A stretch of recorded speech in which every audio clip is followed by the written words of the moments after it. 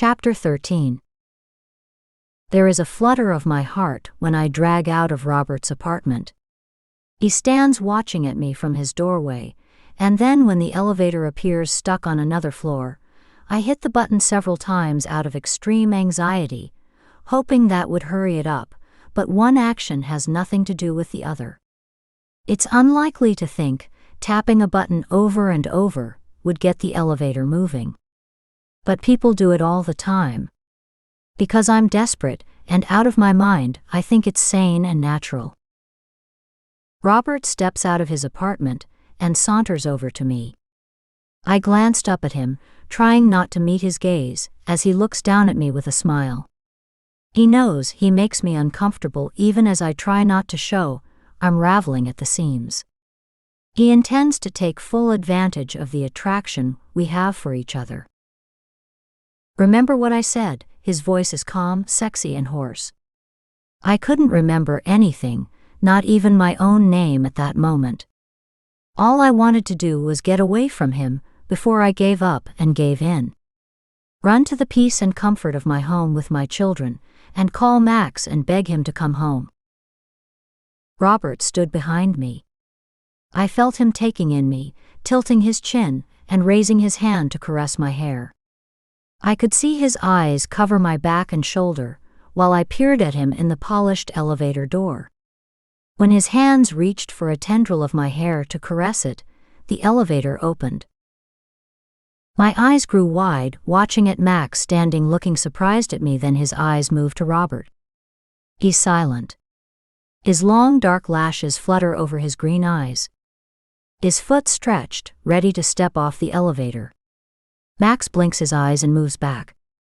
He holds the door with his long fingers to let me on. Max's dark shimmering jade eyes meet mine, and then his eyes stir to Robert's cool blues. Still he gazed in silence at the both of us. Robert's blue eyes took in Max's deep greens, and for a moment there was a loud silence between them. It appeared Robert had gotten the courage to challenge Max, because he made no excuses for me being on the same floor with him.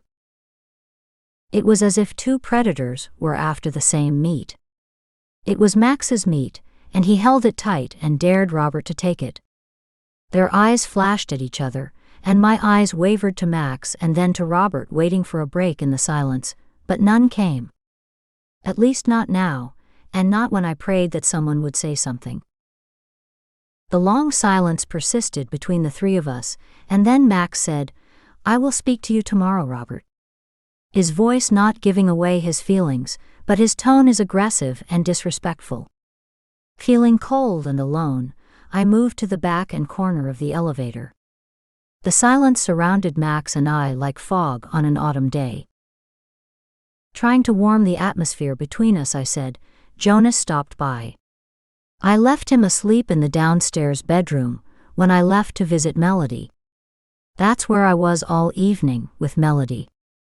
You know, the girl from the black tie affair." His mouth stayed in a hard line, and he acted as if he didn't hear me. "Is Jonas still in the apartment? Please let Jonas be there. That might be the only saving grace I have, is for Jonas to be in the apartment." Then the silence broke like the shattering of a glass. I flinched when I heard, "Don't say another word, Alex," Max's voice strong, hoarse, and unyielding. "Jonas wasn't there when I got home." Does Jonas ever do anything when I need him, except cause me unnecessary problems? But not all problems belong at Jonas's feet. I'm partly to blame. All this shit around me, and I'm drowning in it. Max's eyes focused on me. On my hair. On my clothes, as if he was checking to see if anything was out of place. He was checking to see if I had compromised my position as his wife. One more day of not seeing Max and not having him near me to act like a husband, and I probably would have been in Robert's bed, and I would be paying an awful price today. I can explain. My voice is weak. I had given away much too much in those few words. Did you hear me? I don't want an explanation. His voice softens. He doesn't look at me, but faces the elevator doors. He's wearing a black silk sweater and black pants. He isn't wearing a jacket. The door to the elevator opens into the foyer of our penthouse. I'm relieved. Max takes my hand and leads me to the bedroom, still in silence. Take a shower, he orders me. I turn to him and narrow my eyes. It's a command. He's my dom. His face is indifferent and firm. There's no room for argument. I didn't do anything, I squeak out a few words. I don't look him in his eyes. Yes, I didn't do anything, but I am guilty of something. Max is smart enough to know this. And there is a punishment in order, but what is it? The control was once in my hands. I once decided who was the dom and submissive. Now I've surrendered that control through a careless act. I asked you not to explain, he says, staring at me as I undress. I strip, quickly dropping my shirt and bra and finally my thong, and his tongue swipes his lips once. Max's stoic glances is penetrating. He says, I don't want to talk about it. You forgave me. I'll forgive you. Yes, I did. But not before doling out punishment at our other apartment. There is nothing to forgive, I tried saying. My voice pleading. If you don't take a shower first, I will fuck you with the smell of Robert all over you. Do you want that? I shook my head, turning quickly, and ambled to the nearest restroom. Max sat on the edge of the bed as I rushed into the shower. He knew Robert had been close to me. But he didn't know how close he had gotten. I stayed long in the shower, but not long enough for Max to come in to take me. When he walks into my shower, it's because he wants anal penetration, and I've had too much of that lately, and maybe he has too. Walking out and standing with water dripping from my hair, I take a small towel and try to dry it. My body is fully dry. Max had undressed, and he was lying naked waiting for me. Usually he's wearing a collar, but not this time. Usually he wants punishment for neglecting me, but not this time. I was more than happy to dole out punishment to him for neglect, and after that we enjoyed fantastic sex all night. But not this time. I want to taste you. I had to give in. It was an understanding we had between us. I didn't feel like doing anything, but out of my feeling of guilt, I did. I lay on the bed as I had done many times before, raised my legs and waited for Max, but this time was different. The man before me is different. His eyes are dark as he crawls between my legs. There isn't a hint of a smile like before. He glances down at me as if I'm not there. Then Max gazes up at me. His look is hard and warm when he says, "You are mine.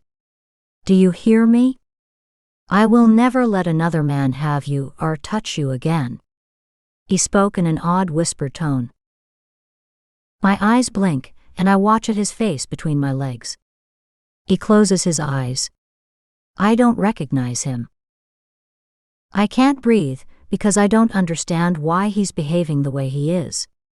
He's playing with my body, passing his lips over my stomach and his fingers between my legs.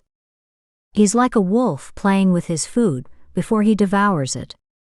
And then his warm mouth settles on my clit. His warm fingers enter my opening, and he pulls his fingers out immediately and places them to his nose. Then he smiles. Not the same smile I've seen when we made love. His mouth surrounds my clit, and his tongue is stimulating my sex. He's arousing me to no end. Then in minutes he flicks his tongue and brings me to an unsuspecting orgasm. Max has given me an orgasm just like that. No foreplay. Nothing. Just flick his tongue, and I'm turning and moaning from an unbelievable satisfying orgasm. I had forgotten how skilled he is with his tongue and body. The pleasure is short. Too short. He's punishing me, toying with me, playing with me, and I can't take it. After watching me squirm and beg for more, he rises from the bed and leaves the room. I lay there and wonder just what did happen. Since when does Max leave our bed and leave me without his sexual fulfillment? I dress in enough time to see Max walking to the living room. Where are you going, Max? My tone is demanding. I have a right to know where he's going. He could have said something, but he's always too busy and has taken it for granted that he can go and leave without consulting me. I have business to conduct with Robert, he says matter of fact. I told you nothing happened between us. It doesn't concern you, Alex. It's between me and Robert. It's business. Not personal, I say to him. He glances over at me with a raised eyebrow, recognizing a favorite line from the Godfather movies. You would make love to me and then just leave me like that? I question. You don't come home, and when you do, you satisfy me and not yourself. I'm satisfied, Alex. You just don't understand how my mind works and how my sexual life works.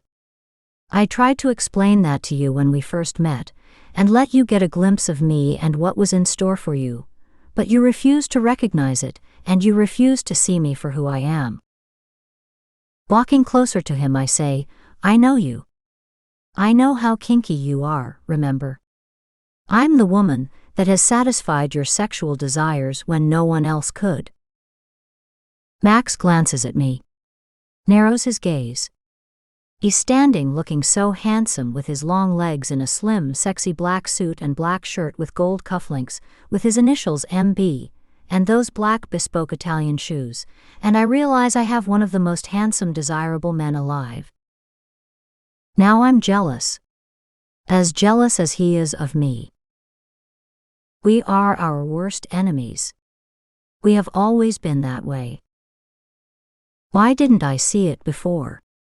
Why didn't I realize that he loved me as much as I loved him? He gave me no reason to want Robert and to listen to Robert. Why was I seduced by Robert in the first place? And then I remember Jonas. Fucking foolish, irrational Jonas Blackstone. I take a deep breath, and Max turns back to the elevator and steps in. I see his eyes, and they are intense.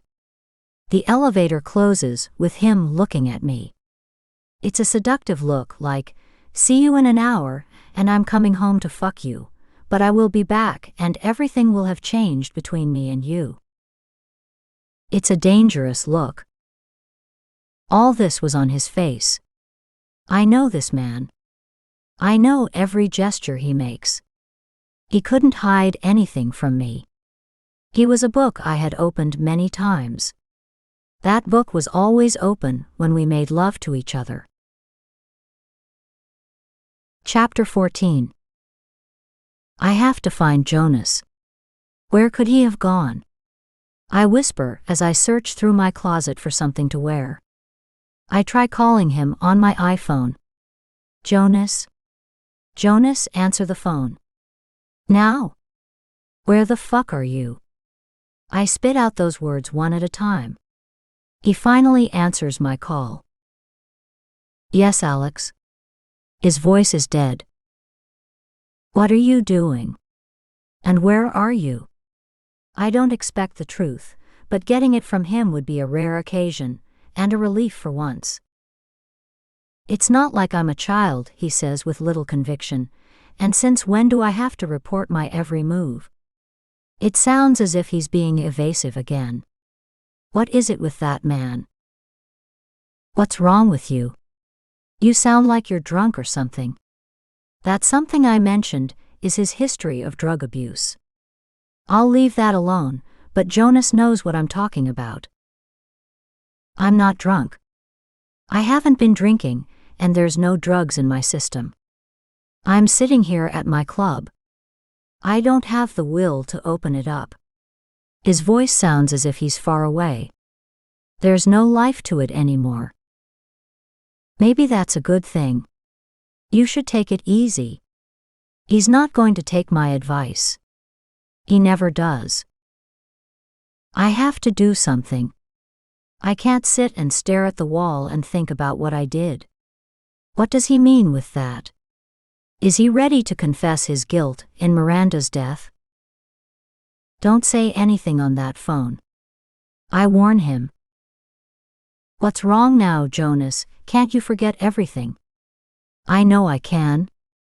Like hell I can forget all the shit Jonas created and got me and Brandon mixed up in.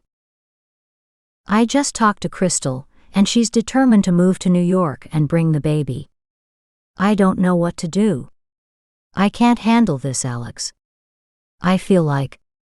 Can you talk to her, Alex, and tell her it's not a good time? It's not a good time for any one of us. Never is a good time. Why can't I get some normalcy in my life? I feel like I'm on an endless treadwheel, and I want to jump off and scream. I'll call her, Jonas, and try to make some sense with her as soon as I hang up with you. I say anything that comes to my mind because Jonas isn't in a good place, and neither am I. I can't handle this anymore. I'm just going to go. I didn't wait for Jonas to finish. I know he has a lot weighing on his mind. If he had nothing to do with the girl's death, then he shouldn't have tried to cover it up.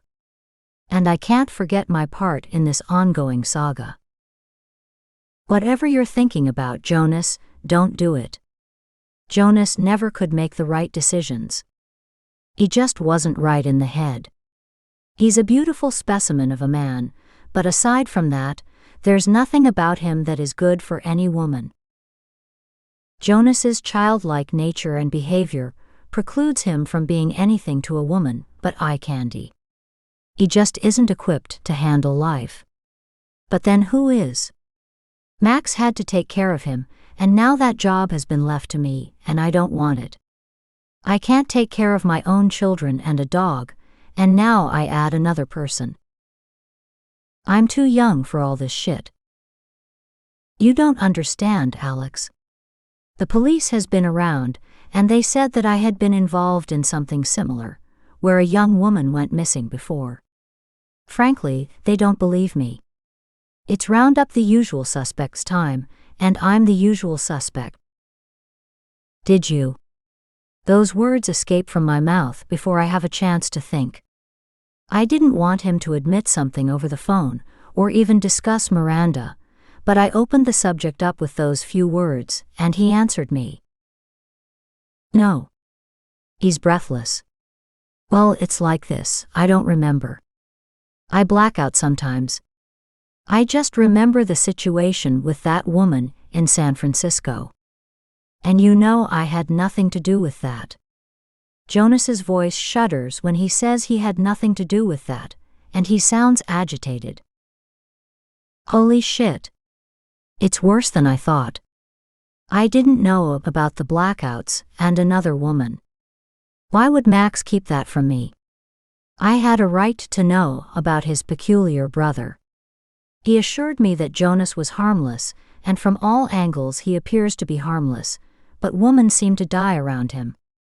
And then I remember Melody saying the same thing about Robert. Jonas, don't do anything, don't go anywhere, and don't say another word to anyone. I'm coming to get you. We have to tell Max. He will know what to do. I'll be there in an hour. Jonas must have been at the end of his rope, because he didn't object to telling Max. Usually he wants to keep something away from Max. We're over our heads and drowning. I say the royal we because I have to include myself, and I'm knee-deep in this as well. I hang the phone up. I don't have time to call Crystal. She will have to wait. I know that we have to get Jonas out of New York. Max has less influence here than in San Francisco or Seattle.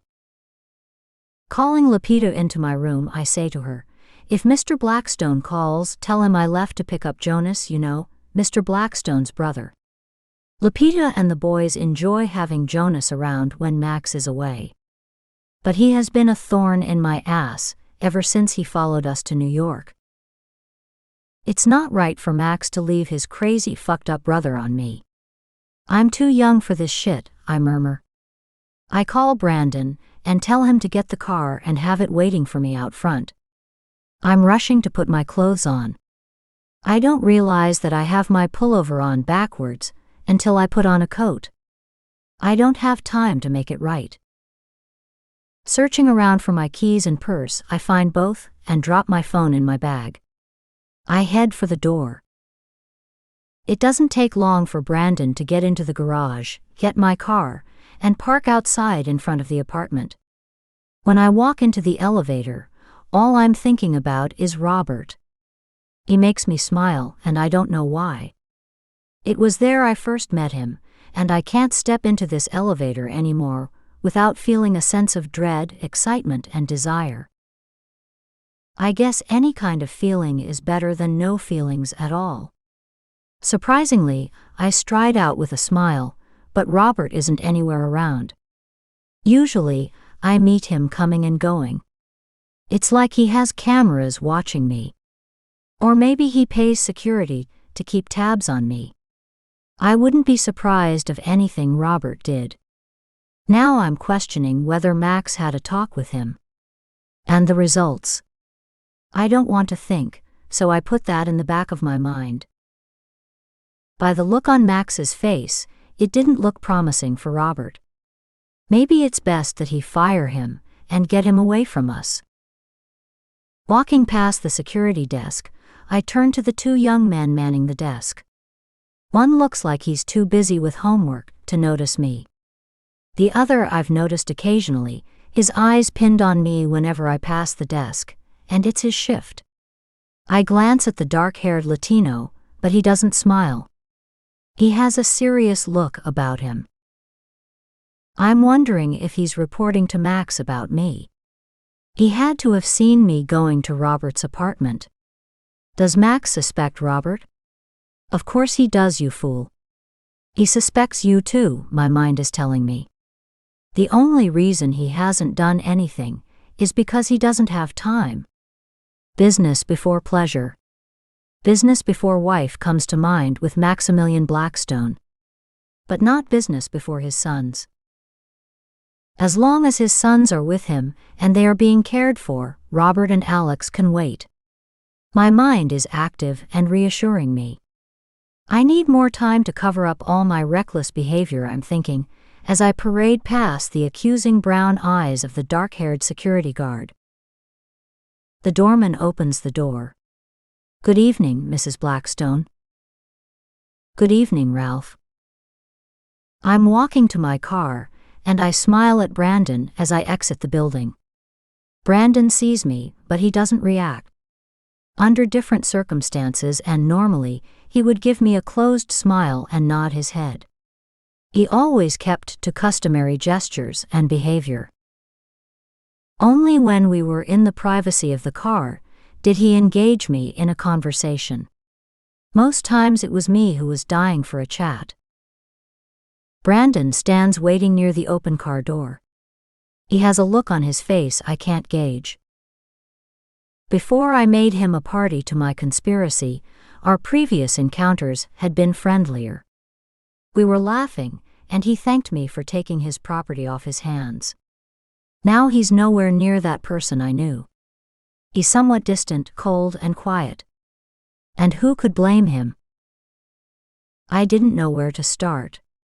I wanted to open a conversation because I had had enough of silence for a lifetime. How was your day, Brandon? I didn't want to know about his day. It was as fucked up as mine, now that Jonas had added another unwilling accomplice. It's not going well with me, Mrs. Blackstone. I knew it was bad when he called me Mrs. Blackstone. For a time we were on a first-name basis, and he had become relaxed with me. We laughed like friends. We talked like friends.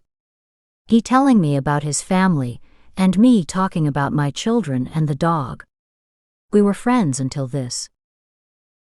Take me to my brother-in-law's club.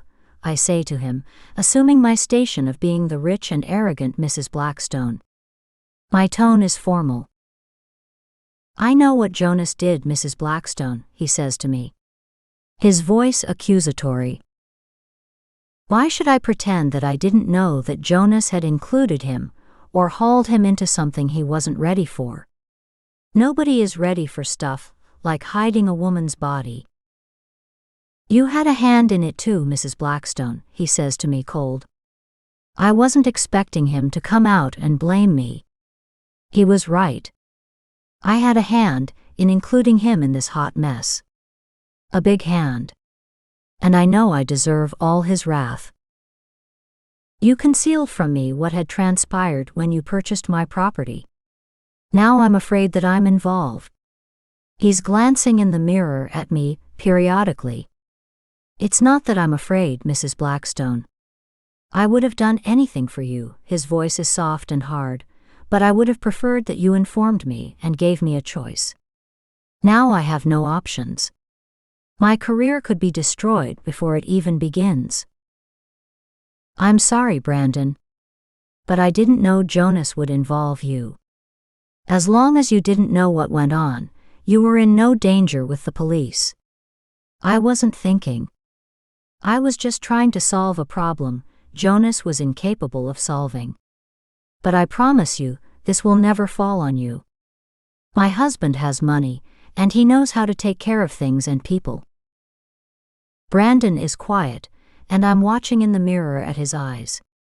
He's paying attention to the traffic and the cab that stops short in front of him, and then the guy that's Jay walking in front of the car. The traffic is moving at a faster pace now, and he speeds north up Fifth Avenue. Brandon's eyes are on me. I see him in the mirror gazing at me, sitting in the back seat. My stomach is in knots, and I want to bite my nails. I steeple my hands and pass them over my lips. My nerves are getting the best of me, and I don't want Brandon angry with me any longer. But I have no control over that, and I can't solve that problem now. I know I shouldn't have waited to say this to you, but I have to give you notice, he says to my shock and dismay. Brandon pauses and I wonder how bad it is, then he continues, I can't work for you any longer. Tonight is my last night. The news is devastating. Brandon is the nearest person to a normal life, and I enjoy his company and talking to him. He knows my secrets. Sometimes you have to have someone to share your dark secrets with, or you could go crazy keeping it inside. Maybe that's how Jonas feels. Deep down, I'm feeling alone again. That occurred the first time when I realized that I was adopted, and I couldn't connect with my family. I ran away and lived on the streets. I met Jonas living out on the streets in Seattle, but didn't remember that until much later. He had to remind me. I have a strong, uncommon connection with Jonas, and he has an unusual connection with me. We are basically the same type of people. Lost and loners who don't quite fit in with others.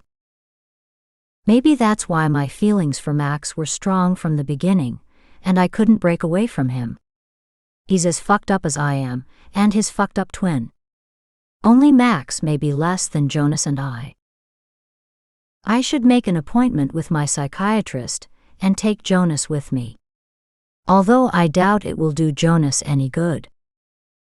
Jonas' screwed up life is the reason I take so many chances and try to help him out, but now this has gone too far, and other lives can be ruined and dragged down the abyss with him. After I said I would never let this thing touch Brandon, I saw a change in his expression. His face calmed and he kept his eyes on the street.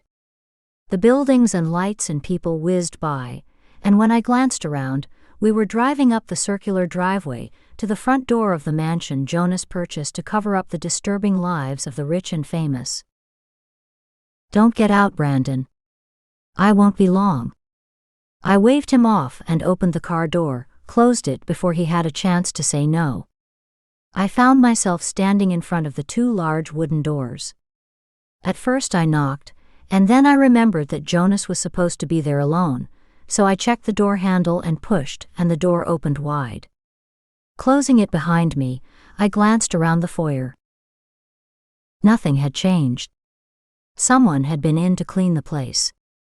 I'm sure that would stop soon, because if Jonas didn't open his doors or sell this place, then he wouldn't be able to pay for the rent and upkeep. Knowing Jonas, he gave the staff a month off with pay. Just to keep them. He never could see the big picture. It's over. Walking through the expansive foyer, there were a few lights on, but other than the sconces on the wall, it was like walking into a crypt or museum. I called out to Jonas, but no one answered. I inched along the hallway until I found the door to Jonas's office. I knocked softly and he said, "Enter." When I ambled in, Jonas was sitting behind his desk facing away from me. "Close the door, Alex. I thought you were ready. You need to come with me now. Get up and get your coat and come home with me." I saw no reaction from Jonas. He didn't turn to face me, nothing. I closed the door, and that's when I saw out of the corner of my eye Robert. I turned quickly facing him. "What are you doing here?" I asked, irritated. The tone of my voice telegraphing my displeasure. "Why, I came to see Jonas and you." Robert's regarding me, smiling. He stands with his long legs planted firm. He doesn't lean on the chair near him. He acts as if he's in control of the situation. "Every time I visit Jonas, you're here," I say to him, meeting his blue eyes warily. "I'm here because I have business with Jonas. Isn't that right, Jonas?" Jonas turns and gives me a dead expression. Jonas doesn't say a word, but looks up at me. What does Robert have over him? I'm his business partner. I own 90% of Jonas Blackstone. Robert strides from out of the shadow, and I see him for the first time. The man I thought I wanted, more than my Mr. Black, wasn't what I thought he was. His desire for me had nothing to do with me. It was his sick sexual desires and money which caused him to target me. And I fell for it out of my desire to be needed and to be relevant in a man's life, and because Jonas fell victim to him. "I know about Miranda. Did you kill her?" I say to Robert, my voice is low, calm, cool, and clear. "Of course not." He objects. Warmth passed through me. I want to believe him because of my fantasies of him. Then he reveals something I hadn't expected. We had played that game 1,000 times. She watched as I achieved my orgasm when I experimented with sexual asphyxiation, and I watched and monitored her, Robert says, expecting me to understand, as if I would think nothing of that game. After all, I was married to a notorious dom, and his brother ran a club for the seriously fucked up BDSM patrons. Why wouldn't I know as much about it? After all, isn't that how I met him? Jonas had bragged to him that I was a master at my art. What art? I knew nothing, and what I did know was between Max and I until this. "So how did she die?" I demanded to know in a loud, strong voice. "I guess I didn't pay close attention," Robert says in an insensitive, uncaring voice. Jonas turns quickly, facing me and Robert. His expression and body told a story I had perceived once before, when Jonas couldn't control his anger after returning from Iraq. His eyes narrowed, and his hand closed tight on the edge of the desk. "I didn't need her any longer," Robert said, cold and heartless. My eyes narrowed at him, and he paused before saying, "She took her chances, Alex. That's how she wanted to enjoy herself. It was her choice." Jonas stands from behind his desk. "You had me believing it was me who had done this," Jonas finally found his voice with Robert. I'm looking at Robert and then to Jonas. What a fucked up pair. A woman would get any one of the two and think she had something. One is a sex fiend and the other just plain nuts. Look.